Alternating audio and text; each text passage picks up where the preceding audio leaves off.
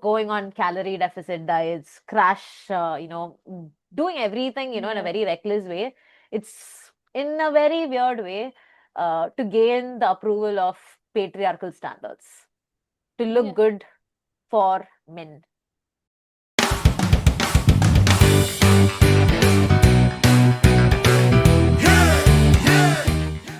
You know how we decided that the first season's gonna be about physical wellness? Do Hmm. you want to tell our listeners as to why we chose physical wellness over emotional or any other sort of topic that we could have possibly chosen? Mm, I think one thing I would say is all of us are talking about mental health, right? About how we have to change our mental health and or psych and all of that. But I think it starts with understanding what our body is and how it's kind of, related to our mind and related to our mindset and things like that, right? It all starts with our body because the minute we feel stressed, we get a headache or our hormones change and things like that. So we need to, I think that's where it started, that we started focusing on our physical well-being. So why do you think you know how we're born with this body and we just have to listen to it, right? It's a very simple mechanism. If I'm hungry, I go eat. If I'm thirsty, I go drink water. So why is it that it's become more and more difficult for women to pay attention to these cues? Why do you think this is especially happening to women? Hmm. I think one example I can think of is that when I was having severe period cramps, and to everyone would tell me that it's normal, right? It's normal to have period Mm. cramps because you're a girl, and it's normal to feel fatigue because you're a girl. Because I think the fact that they are normalizing all of this, and we've come to terms with it that, okay, as a woman, I'm supposed to have these pain, I'm supposed to have these things. I think that's where it all started, I feel. Don't you think? I agree, but then don't you also think, we know very few women who actually don't experience pain. For instance, this is something that this is a conversation I've had with people where we've spoken about like the first time we had our periods, and most of us were, able to talk about how we didn't feel any pain on the for the first time, right? But then, there was a lot of expectation around us in terms of, oh, you don't feel anything, you don't feel pain, and then the second time, it was just the most horrible pain ever. And then it's just on and off and on and off. So what you see is periods by themselves, because, technically the biology of it is it's just contracting muscles, right? Hmm. But then the experience, the psychological experience of it is a very different story. So how do we actually connect our everyday habits with the way that our body responds? This is also something that I read somewhere where it said, your monthly cycle, like the time when you have your periods, is like a monthly report card for how you treat your body. Hmm. So how is it that you think we're supposed to treat our body? I think it's very funny because I think when you said about the report card, right? I still Yeah. remember the times when I was trying to handle my pain because back in Christ, when I was studying, I used to have severe pains. I don't have that pain now. I have much lesser pain now, but it's on and off. Like I said, like last month I went on a trek. I was on a trek and I didn't have any pain. But this month I was at home. I didn't do anything, but I got severe pain. It was very bad, right? So it all connected to when I was in Christ. I used to do things like how I'm eating, how much water I'm drinking, whether I'm doing any physical activity or not. That kind of denoted how my pain would be. So I used to monitor this so that I will know by the end of that month I will not have pain if I've acted a certain way. Because when you set about the report card, it typically that's how it feels. Okay, this month you are a good girl, you are like really taking care of yourself. Okay, I'll be nice. This kind of also overlaps into this concept of how women whine a lot, right? Hmm. So, one thing that you see is as much as our bodies are complex, our experience in life is also complex. So, hormones, when you look at it, it's very different for men and women. And so it's not really relatable for half of the human population to relate to the other half of the human population. So when we talk about how stress matters to us because it impacts us very directly, this is not something that they can like at first glance understand. And so one thing that you see in terms of patriarchy, the world that we built, right, it's very patriarchal, meaning it's very related to men's preferences. So Yeah, the how do you system think? kinda is made for them. Yeah, Hmm. exactly. So how do you think we women who are in a patriarchal system can figure out our needs while surviving? Because if you look at our jobs, it's 9 to 5, and if you look at like the way that we're expected to function, we don't really like, it's not normal for us to get menstrual leaves, or it's not normal for us to kind of track our cycles. It's still so much of a taboo, right? So how do you think we can listen to our bodies when the world literally stops us from doing just that? I think one first thing we have to start is by taking care of the things that we eat, right? Our diet. I think it has to be something different because we have been told as a woman, like last episode we spoke about exercising and strengthening. Like the thing is we cannot function like a male. The kind of food they eat, the kind of things they consume is not the same for a woman. Women need a different sort of fueling altogether, and I think that is something that we really want to take it across to our listeners today is this fueling has to be made for women, and it has to be in such a way that certain things, that how we feed ourselves, how we fuel ourselves also matters. Do you see that? Hmm. Do you actually practice cycle syncing in terms of your eating habits? Because that's what you're talking about, right? Sort of a And it's a cycle popular syncing. concept now. Yeah, Huh. cycle, that's something I'm trying. I wouldn't say that I've really excelled at. One thing I do is I see my how my energy level changes, right? So it's basic concept. What I've understood is the energy level is like peak around the first two ovulation and the first after the menstrual cycle, and then it kind The of dips follicular as phase. it dips close to our menstrual cycle, right? Yeah. So so what I do is in terms of my heavy exercises I put during those high energy period, and during the low energy period something like yoga, like exercises, home exercises, sort of like that. In the same way, even eating that reverses. So when the energy level is low, I eat more energy related food like dates and bananas. And on the other hand, when I'm at high energy, I use like regular foods. So So energy levels would mean more uh, carbohydrate dense, and then or proteins. I don't speak this language. Explain to me. so I think what I really want people to know is do not come with the conceptions, right? The preconception that carbs are bad, fat is bad, or proteins are bad. It all comes down to few things, which is uh, your lifestyle, the things you want to do. For example, if I'm a woman who I have, say I have two children and I'm also working, I go to the office and I do minimal home housework. Say I don't have that much of a housework responsibility, I have a maid.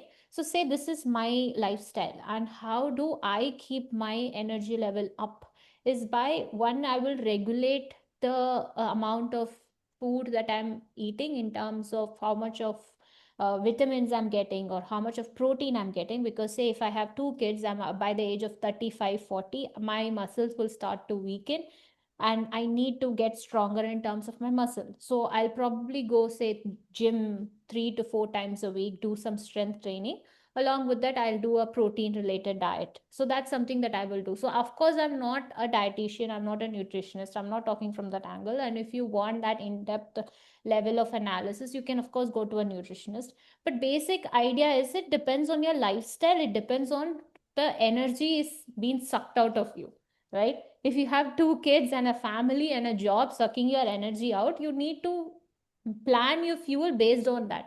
Otherwise it's going to drain you physically, and that physically, because you're also putting mental efforts to it, that is also draining. So you need a bit of a balance in terms of the carbs and the fat and the protein. So yeah, it all comes down to that, isn't it? I completely agree. this thing of energy that you speak of, right? When we consider complex conditions, like say any autoimmune condition, like your anything that affects the vital functions. For instance, I have hypothyroidism, right? So when you look at the condition itself, it is something that affects metabolism, right? So one thing is this is it's very interesting because it's your immune system attacking your own cells, and so this is it doesn't really have like an external cause. So if you look at the nature of symptoms that come with this, right, it's lack of energy. Like that's the first thing that you would ask a person if you're suspecting hypothyroidism, where you say, how is your energy levels? You do you feel sleepy? And this is again one thing that I'll ask you when you talk about energy levels, how do you think we manage energies when we're eating, but it's not really reflecting in the way that we feel? Because that's something, I mean, like I said, right, it's autoimmune, which means it's nothing to do with my body itself, it's something to do with stress. Hmm. So in this case, doesn't it complicate it more? And if you talk about women specifically here, women are constantly stressed about one thing or the other. Like you said, right? When you gave the example of a mother who has two children and then she has a job and then she has like relationships to manage, I cannot actually imagine her going to work, I mean, going to the gym 4 times a week. That seems like a very, I mean, very unlikely scenario, right? Because why would she? She's so stressed, she's barely gonna have time for herself.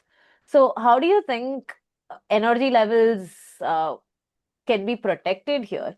Because again, like I said, there's the patriarchal structure, then there is like the demands that you have in terms of what you want as well, like children that I want, family that I want. So these are things that I want to pursue. And then like you said, I'm following a diet, I'm trying to go to the gym, but then I don't feel energetic, I don't feel that muscle recovery, I don't feel that muscle gaining strength. I feel just overall just shitty.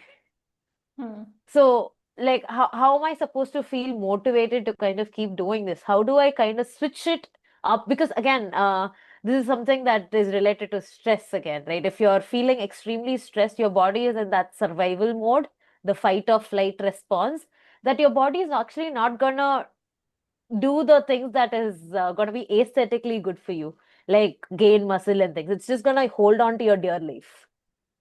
Hmm. So, do you want to talk a little bit about how complex this connection is with lifestyle choices?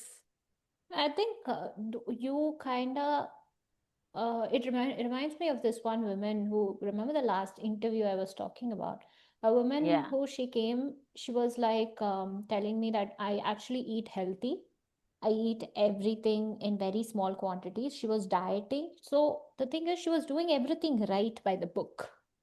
She Yeah. was like working out, she was eating right, yet she didn't see any effects in her body. Like in the same way, like you're saying, we as a women have a lot of problems. And so i Yeah, i we know do. i know we have a lot of problems, okay, even if whether we are We're younger, constantly whining, Anne. whether we are young or whether we are old, whether we have children or whether we are, in our old age, we have problems. That's something that's there. But one thing as a woman we have been told to do is that even when we are eating, right, we are doing all of these things by the book. But every time we diet, we call ourselves, you're not good enough, you have to eat this food, you have to diet, you have to eat healthy because you need to have child, or you have to do all of this. It sort of goes in a very toxic environment we ourselves make for us, and that's the kind of food that goes into our body, which is that we give this toxic information to ourselves. So it basically means that we all of this is fruitless. Like you said, we are just surviving because our body is trying to protect in a, this survival mechanism. It cannot do anything more than that, because the first level of relationship we have with our body is so unkind, you know That's very heavy, right? Where I'm just like every single day just trying to survive. Like, let me survive. Please just let me survive. How do you think we get out of this? How do you think it's possible, firstly? Like, that's the first question, right? Do you think it's possible to get out of the survival mode? And if yes, Do you how do we remember do it? the rabbit study you said? Do you wanna Yeah. like tell me about the rabbit study, because I think it's kind of relates to what we are talking about.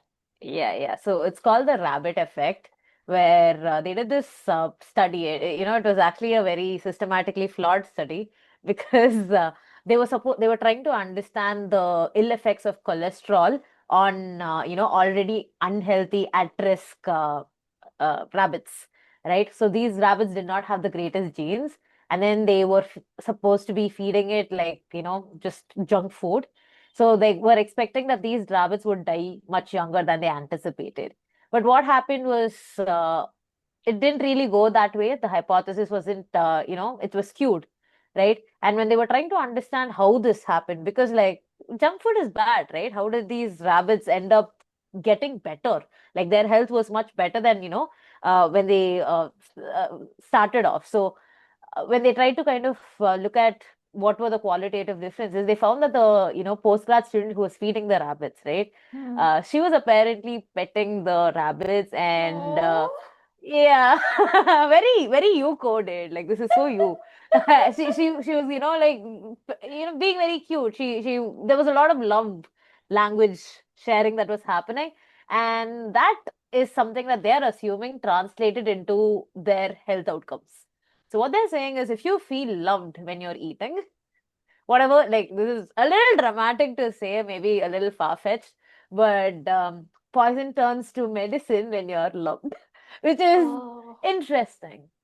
But I think So, that even with our mothers cooking, right? Like if yeah. they, you say that at home when you eat, when you do it with love, the food turns to be really tasty and also healthy. It's because you do it with an intention that I'm going to feed my family, I'm going to cook for my children, they are going to be healthy, they really want to be growing, and that good things are being translated, I feel. Again, coming back to the question that we started with, why do women have diseases? Does that mean mothers are not loving their children? Also, why is it that it's the mom's responsibility to do all the loving? Who loves the mom? Hmm. I don't know. We've been given oxytocin, We start feeling love the minute the baby comes out, and we feel all that cuddly But bubbly. men feel that as well. Get oxytocin as well. But then, the expectation's always on a woman to love. But then the question is, how can a woman feel loved when she's nourishing herself? Because women eat a lot of things. Women eat healthy stuff, women eat unhealthy stuff. But when they're eating it, how many women can actually say, I feel loved, I feel nourished? Like I'm doing this because I want to live for the people that I want to sustain my life. I'm fueling for love. But the thing is, I agree. It is sort of like a patriarchal system. It's years and years of things that's been told to us that selflessness is a womanly quality, and we are motherly, we are nurturing, and we are all the nice things. So I Uh, think it's very inherently it is inside us that we kind of have been made to believe that we are the only nurturers in this But I world. feel like that's not inherent, that's social conditioning. Because I used to believe that. I used to believe because I'm a woman, I'm very motherly by nature. And that's not true. I think, like, because every time I didn't want to be motherly, I felt guilty, and that guilt would drive me to be motherly more. It was I have never a because doubt. it was, So, yeah. if we are saying we are nurturers, what's the difference between love and nurturing? Mm, Nurturing is a much more wholesome word because love has been abused quite a bit. Love, I think I associate it with, more with like uh, passion, while nurturing I associate it with a much more wholesome sort of a thing. I associate nurturing with taking responsibility for someone else, caring for that person, basically, making sure that the other person's well-being is taken care of, right? When you say love, I can say I love someone and I can like forget about them. But then I have a lot of feelings that I associate with that person. So But you love, don't I show it think, in actions. yeah, yeah. I think love for the word itself, we associate the word with like the feeling and not the action. But where I'm getting with this question is, Yeah. inherently, every human being is capable of loving and nurturing. That's something that, I don't know, unlike the environment conditions us, it has to be within us, right? So Hmm. now that makes me think the question you asked earlier, why only mothers are supposed to be loving and nurturing when any human being can be, right? So Yeah. it makes me question, like, why did that responsibility fall on us? Because a man as a father can also be nurturing and loving and, Yeah. giving and selfless and all of that. Yeah. And I think, a lot of women struggle with self-love because like they constantly talk, at least the women that I know, right? Whenever they talk about how they struggle with self-love, you can always associate it or see there's like a past pattern where they were not loved by the men in their lives early on in life. And so what you see is there's a lot of like selflessness that becomes their personality, where they believe that only when they're empty they are living right. So Mhm. I think um this is something that women need to think about, because even this thing of looking skinny, looking aesthetically pleasing, and so going on calorie deficit diets, crash, doing everything in a Yeah. very reckless way. It's in a very weird way to gain the approval of patriarchal standards, to look Yeah. good for men, right? So I can't believe we got here from there. But yeah, it is what it is.